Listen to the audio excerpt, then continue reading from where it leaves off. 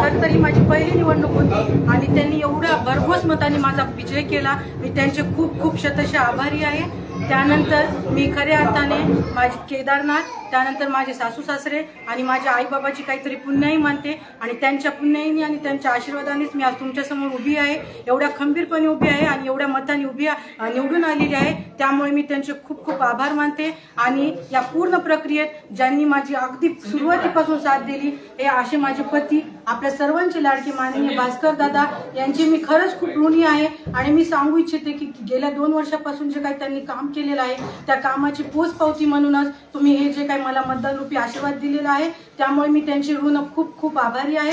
आणि आपल्या हातगाव आणि हिमायतनगर शहराचे जे आमदार आहेत लाडके बाबूरावजी कदम साहेब, त्यांनी सुद्धा सुरुवातीपासून खूप खूप या प्रक्रियेत मला मदत केली.